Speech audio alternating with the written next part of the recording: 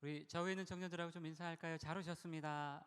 잘 오셨습니다. 네, 우리 청년들 잘 오셨습니다. 오늘 삶의 한복판에서라는 제목 가지고 함께 하나님 말씀 나누도록 하겠습니다. 제가 좀 전에 그 광고할 때 깜빡했는데 오늘 저하고 같이 성장반하는 우리 청년들은 제가 총회 끝나고 참석하고 바로 갈 테니까 가급적 우리 성장반 참여하는 청년들도 총회 저랑 같이 참석하고 그렇게 같이 저랑 성장반 하면 좋을 것 같습니다. 미생이라는 드라마가 대한민국의 센세이션을 좀 일으켰던 시절이 있었습니다. 벌써 한 10년 가까이 된 것 같은데요. 그 바둑에서 그 집이나 대마가 아직 완전하게 살아있지 못한 상태를 이제 미생이라고 하는데, 이 바둑이 자기 인생의 전부였던 이 주인공 장그래가 우연찮은 기회에 이 무역회사에 좀 대기업 그 무역회사에 취업하게 되면서 직원으로 입사하면서 생기는 여러 가지 해프닝과 그 주변 사람들의 이야기를 극으로 만든 드라마였습니다.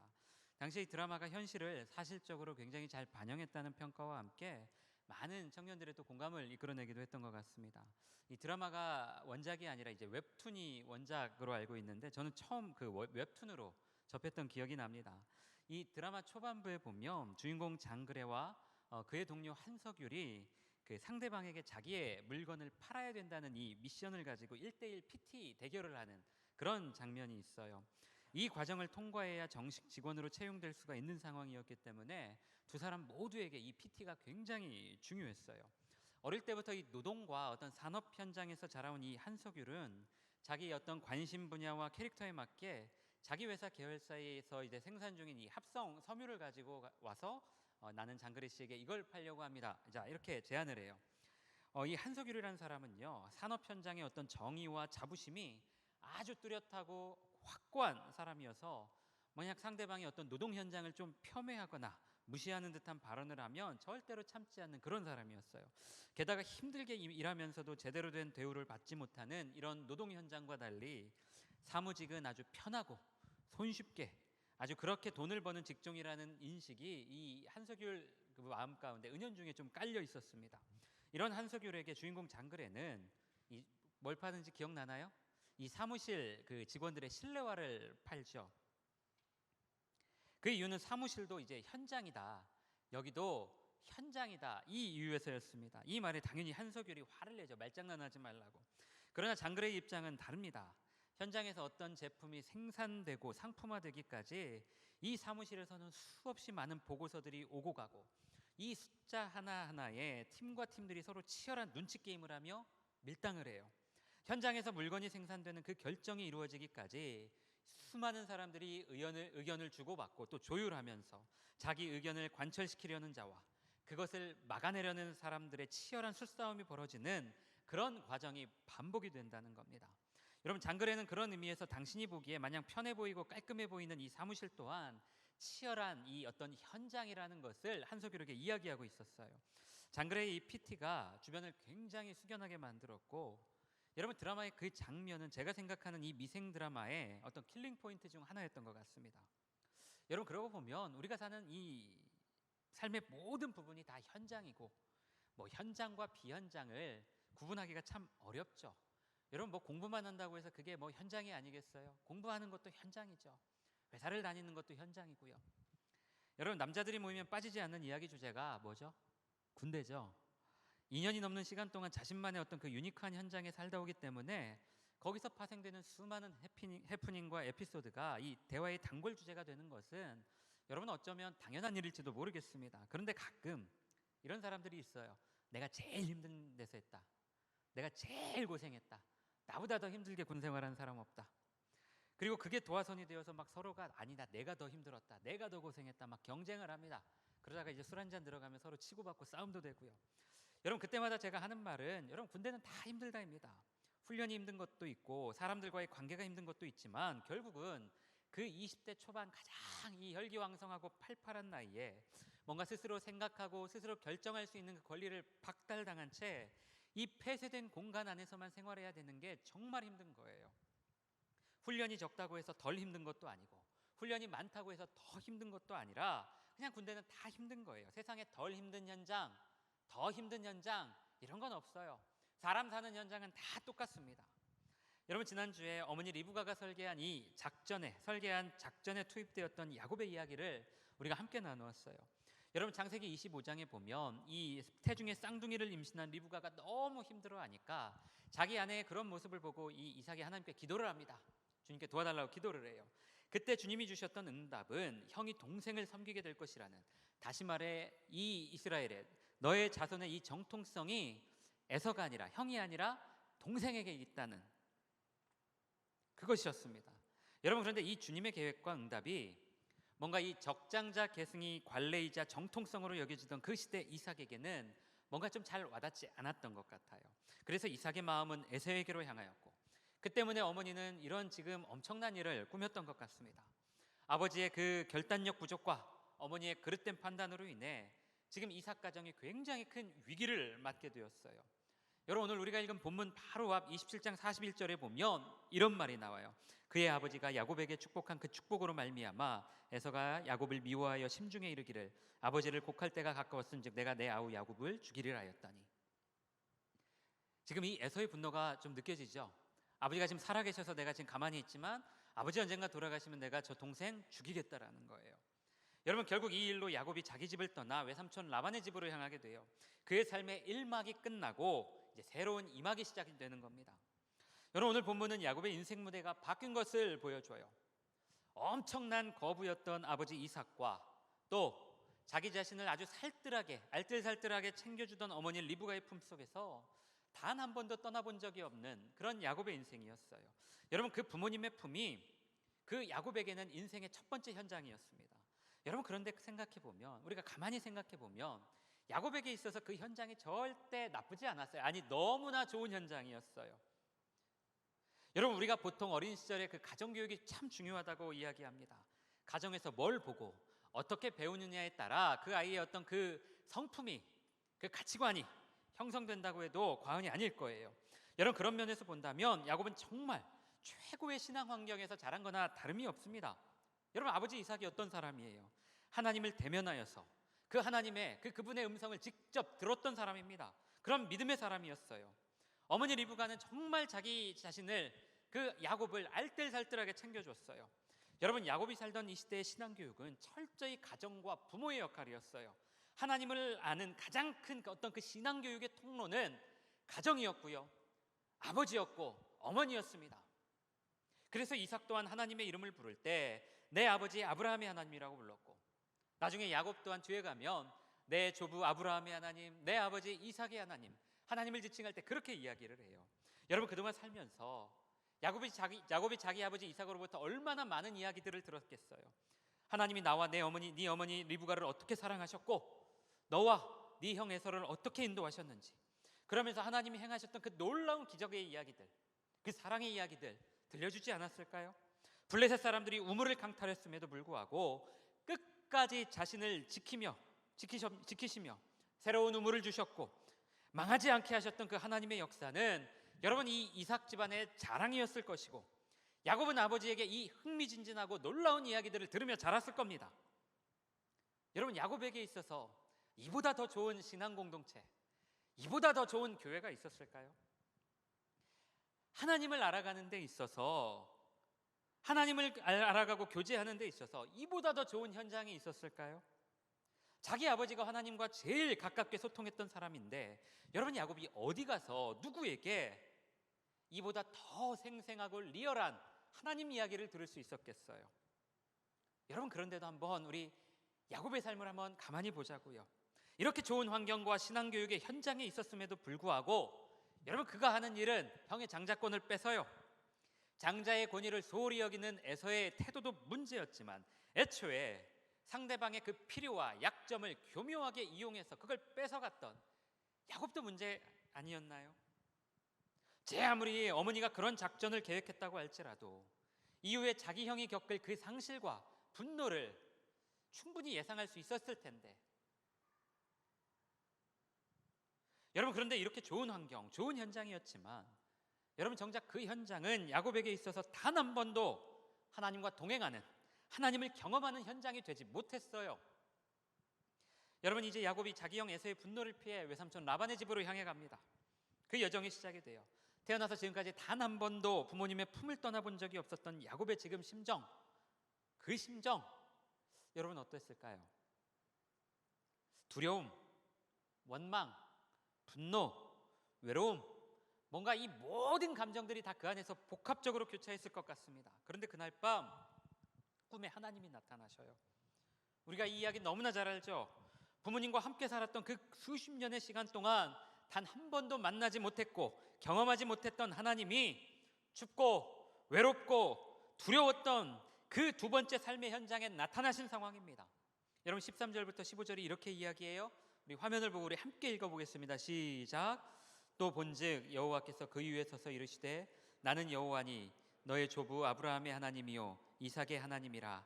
내가 누워있는 땅을 내가 너와 내 자손에게 주리니 내 자손이 땅의 티끌같이 되어 내가 서쪽과 동쪽과 북쪽과 남쪽으로 퍼져나갈지며 땅의 모든 족속이 너와 내 자손으로 말미암아 복을 받을지라.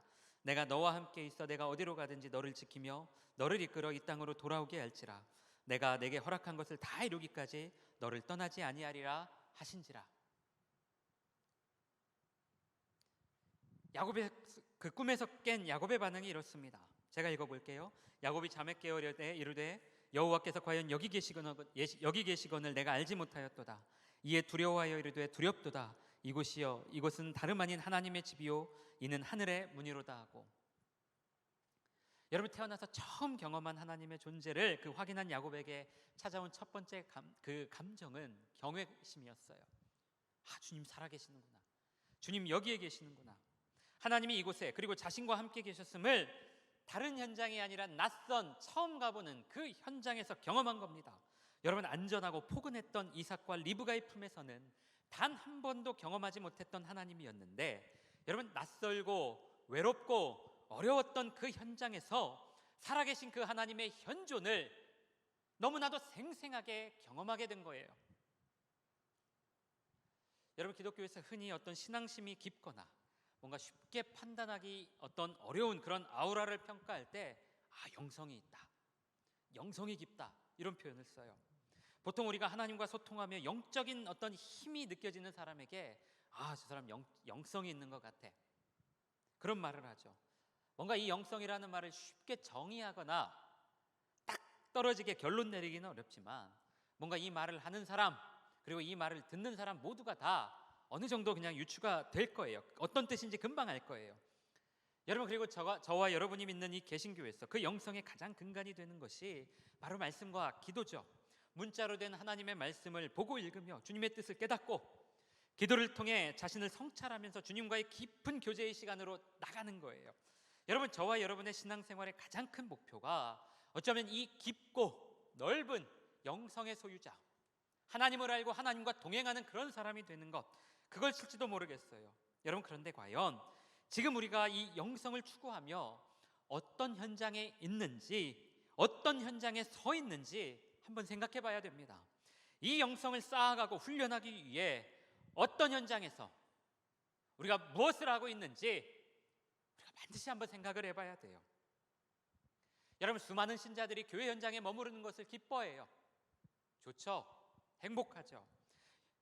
여러분 저는 절대 교회 현장에 있는 것을 나쁘다고 보지 않아요. 저도 너무 좋아요.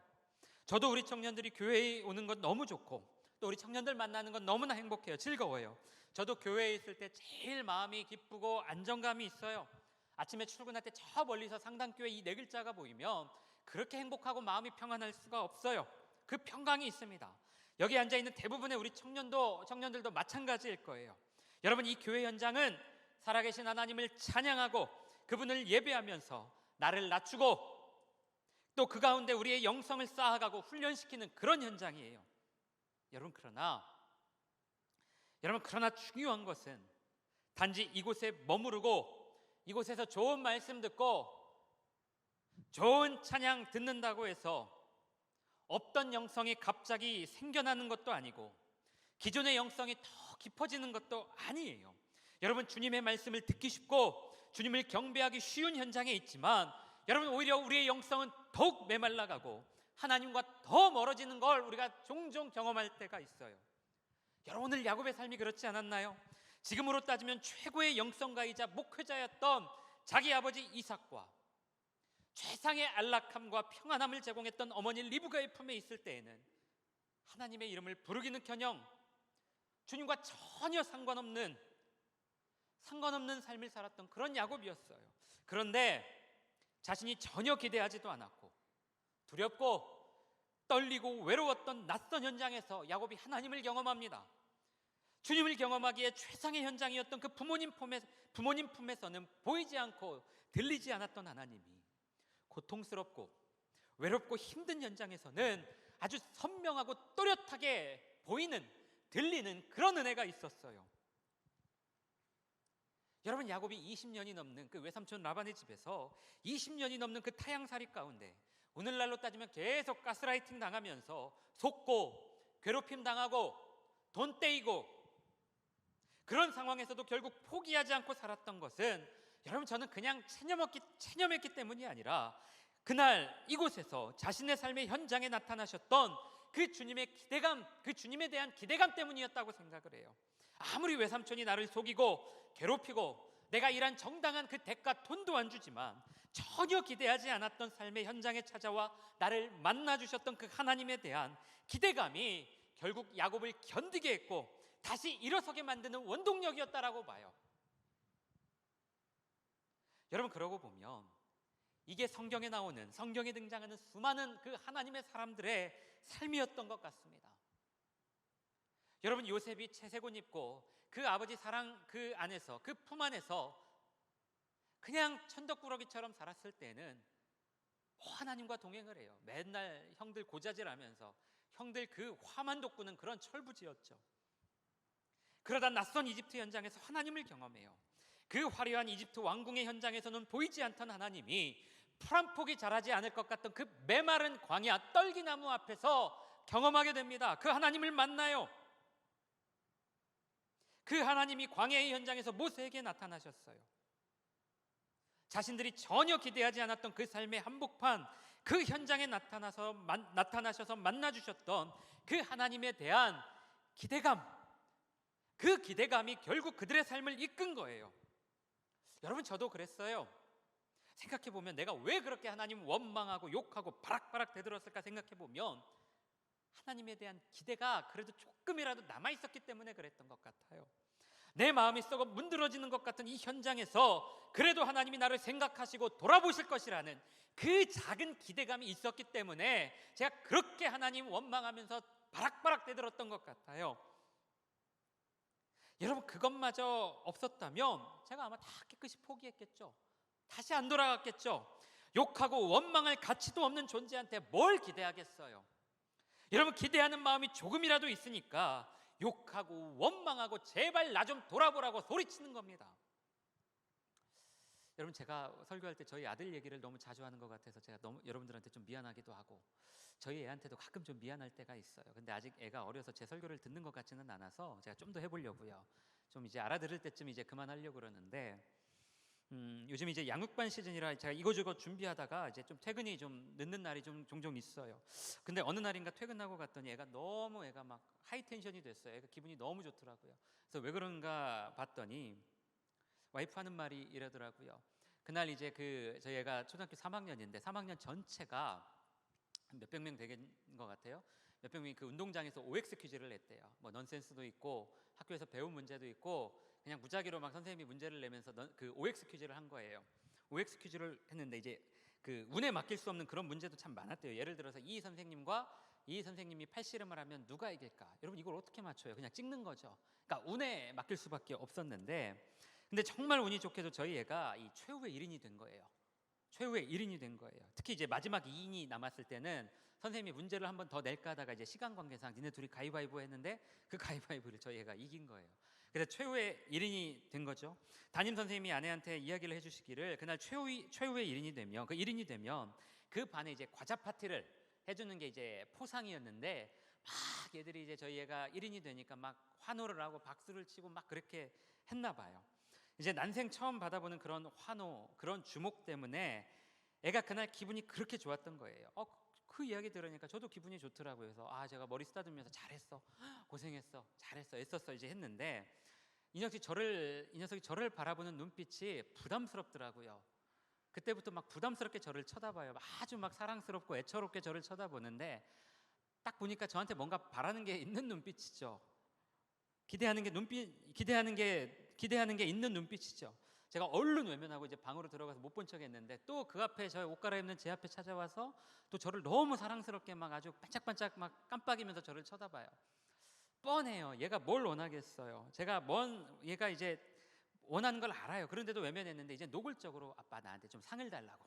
아빠 나 잘했으니까 상 좀 주라고. 그래서 자 뻔해요. 얘가 무슨 상을 달라고 할지. 얘가 이제 게임을 좋아하니까 그 게임 그 아이템 사는 거 현질 해달라는 게 맨날 저만 보면 현질 해달라고 하니까 제가 시끄러 저리 가 맨날 그러는데 그날따라 제가 거절하고 안 돼 빨리 가 했는데 또 순순히 물러나더라고요. 그래서 이 녀석이 포기했나 보다 하고 이제 저는 이제 다음날 제가 새벽 예배 이제 방송이어가지고 방송 담당해서 일찍 잠자리에 이제 들었어요. 이제 제가 이제 새벽 예배 가려고 한 4시 반 좀 못 돼서 이제 일어나서 이제 스스로 욕실을 갔는데 변기 커버 위에 무슨 종이 하나가 이렇게 올려져 있어요. 제가 안경을 안 쓰고 있는 거니까 봤죠.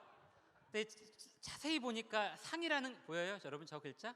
상이라고 변기 커버 위에 이렇게 종이를 찢어서 올려놨어요. 제가 어이가 없어가지고 그러다가 이제 머리를 감아야 되니까 머리 감으려고 이제 샤워기 쪽으로 딱 갔는데 욕조에 또 저렇게 상이라고 저렇게 또 적어놨어요. 진짜 빵 터졌어요. 이 자식 정말 대단하다, 대단해, 집요하다. 그리고 이제 나가려고 신발을 신으려고 하는데 신발 속에 또 저 상자를 써놨더라고요. 얼마나 주도면밀하냐면 제가 평소에 이제 구두를 신을 때도 있고 이제 로퍼를 신을 때도 있는데 아빠가 어떤 걸 신을지 모르니까 구두에도 한 장 놓고 저 로퍼에도 한 장 놓고 그러다가 이제 또 이제 문을 나가려고 도어를 이렇게 하니까 도어 손잡이에 또 상자를 썼어요. 그리고 이제 교회 왔죠. 이제 새벽 그 방송이니까 이제 방송 시스템 온 하고 아이패드 이제 찬송가 불러야 되니까 아이패드를 열었더니 거기에 또 상자를 써놨어요. 이쯤 되니까 막 기대가 되는 거예요. 이 녀석이 또 어디다 숨겨놨을까? 이놈이 또 어디다 숨겨놨을까? 가방을 열었는데 혹시 여기에도 있나? 근데 없더라고요. 지갑에 이제 돈을 꺼내려고 지갑을 열었는데 있나? 일단 여기 그러니까 여기가 마지막이에요. 제 아이패드가 마지막이었던 거예요. 같아요. 제가 하루 종일 웃겨서 혼났어요. 참 이놈 대단하다, 대단해. 그날 저녁에 제가 현질을 해줬을까요, 안 해줬을까요? 네, 해줬어요. 정성이 갸륵해서 지 아빠 자는 동안 이 종이를 찢고 상이라는 글자를 쓰고 제가 가는 동선들을 다 예측해가지고 이걸 숨겼을 그 정성이 가득해서 제가 현질을 해줬어요. 그리고 오늘 얘기하는 조건으로 한 번 더 해줬고요. 제가 그날 밤에 현질을 해주고 나서 혼자 좀 그런 생각을 했어요. 애가 무슨 마음으로 이 글자를 쓰면서 무슨 마음으로 이거를 썼을까? 무슨 마음으로 지 아빠 자는 동안 이 종이를 찢어서 상이라는 글자를 쓰고 막 여기저기 이렇게 숨겨놨을까? 여러분 생각해 봤더니 저에 대한 기대가 있는 거예요. 아빠가 내가 이렇게 하면 아빠가 해줄 거라는 기대감이 있으니까 한 거지 지도 이런 기대감 없었으면 이렇게 귀찮은 일을 했겠어요? 여러분 그런데 제가 아들의 그런 기대가 나쁘지 않더라고요. 기분 나쁘지 않았고 싫지 않았어요. 여러분 아들이 아빠에 대해 기대한다는 건 절대 기분 나쁜 게 아니에요. 여러분 우리 주님도 똑같아요. 자녀된 우리가 부모 되시는 우리 주님께 기대를 하는 게 뭐가 그렇게 나쁜 거예요? 아니에요. 여러분 그 기대감 없이 우리가 이 힘든 세상 어떻게 살 수 있겠습니까? 하나님이 나와 함께 하신다는 기대감, 하나님이 내 인생을 돌보시고 내가 어려운 그 현장에서 나를 만나시며 나에게 가장 그 좋은 길을 여신다는 그 기대감, 그 기대감이 있기 때문에 우리가 오늘도 예배하고 찬양하는 것이고 또 때로는 그런 기대감이 있으니까 마음이 낙심될 때 하나님을 원망하고 하나님 앞에 또 때로는 바락바락 대들기도 하는 거예요. 여러분 기대감이 없으면 찬양도 없지만 기대감이 없으면 원망도 없어요. 그러기에 누가 봐도 하나님이 안 계신 것 같아 보이는 그 현장에서 우리가 주님을 향한 기대를 포기하지 않는다면 여러분 주님이 그 현장에서 일하실 수 있는 것이고요, 역사하실 수 있는 장소가 될 것이고요, 오늘 그 현장이 본문 속 야곱의 베델과 같은 장소가 될 수 있는 겁니다. 여러분 힘들고 어려운 삶의 현장이지만 그것도 하나님이 나와 함께 계시며 나를 만나시는 현장이라는 것을 여러분이 꼭 기억하셨으면 좋겠어요. 가끔 직장 문제로 그 주일에 예배를 잘 지키지 못해서 어려움을 좀 토로하는 청년들하고 이야기를 할 때가 있어요. 근무 때문에 교회 잘 못 와서 마음이 힘들고 목사님 죄송하다고. 여러분, 그 청년들 마음이 얼마나 힘든지 제가 누구보다 더 잘 알아요. 제가 진짜 누구보다 더 잘 알아요. 저희 아내가 대학병원 간호사 생활을 했어요. 대전에서 3교대 그 나이트 데이 이브닝 이 3교대 하는 대학병원 간호사 생활을 했어요. 연애할 때 한 번은 아내가 이제 토요일에 나이트 근무가 그날 밤 10시 9시쯤 출근해서 그 다음날 7시 반 8시에 퇴근을 하는 그 근무였는데, 주일에 자기가 나이트 근무 갔다 와서 퇴근하면 같이 예배 드리러 가자고 하더라고요. 그래서 제가 일찍 그 공주에서 대전까지 갔어요. 저희 아내가 집에 갔더니 이제 퇴근하고 좀 쉬고 누워 있더라고요. 예배 시간 전까지만 잠깐만 좀 누워서 쉰다고 하길래 제가 그러라고 하고 전 옆에서 기다렸죠. 근데 예배 시간이 점점 다가오는데도 아내가 일어날 생각을 안 해요. 딱 보니까 쉽게 못 일어나겠더라고요. 딱 보니까 도저히 일어날 분위기가 아니에요. 이미 막 골아 떨어져 가지고 못 일어날 것 같아요. 그래서 안 되겠다, 11시 예배 패스. 그날에서 교회 홈페이지를 찾아보니까 그 교회 좀 큰 교회였는데 오후 4시 예배가 있더라고요. 그래서 4시 예배 가야겠다 하고 기다렸어요. 또 점심도 안 먹고 자더라고요. 그래서 제 옆에서 계속 기다렸죠. 그런데 깨웠는데 안 일어나요. 못 일어나는 것 같아요. 그러다 제 기억에 그날 거의 6시가 다 돼서야 아내가 일어났어요. 이제 밥은 먹어야 되니까 식당에 갔는데 와이프가 밥 한 숟갈 뜨고 막 닭똥 같은 눈물을 뚝뚝 끓이는데 한 20분 동안 와이프 한마디도 안 하고 밥만 먹더라고요. 울면서. 저도 한마디도 못 샀죠. 그 모습이 저는 잊혀지지가 않아요. 몸이 피곤하고 힘들다는 이유로 예배에 못 간 자기 자신에 대한 어떤 자책감, 죄책감, 속상함, 그 모든 감정이 다 복합적으로 있지 않았겠어요? 근무 때문에 예배에 못 오던 청년들에게 제가 늘 하는 말이 이래요. 나는 예배 때 네 얼굴 보는 것만으로도 행복하고 감사하다고. 주님도 똑같은 마음이실 거라고. 그러니까 네가 뭐 다른 데 뭐 놀러 간 것도 아니고 탱자탱자 막 시간 보내고 노는 것 때문에 예배 못 온 것도 아니고 이러다 그런 건데 어떡하냐. 너무 마음 쓰지 마라. 주님도 같은 마음이실 거다. 네가 서 있는 그곳도 교회고 네가 서 있는 그곳도 주님이 계신 현장이니까 그곳에서 모든 일에 주님께 하듯 해라. 거기서 너의 예배를 드려라. 거기가 너의 교회다. 주님이 그 현장에서 너를 만나실 거다. 사랑하는 우리 청년들, 저는 오늘 이곳이 우리 사랑하는 청년들이 하나님을 경험하고 알아가는 그런 예배의 현장, 어떤 회복의 현장이 되었으면 좋겠어요. 그러나 지금 여러분이 정말 어려워하고 피하고 싶고 고통스러워하는 그 현장도 여러분 주님이 계신 현장이에요.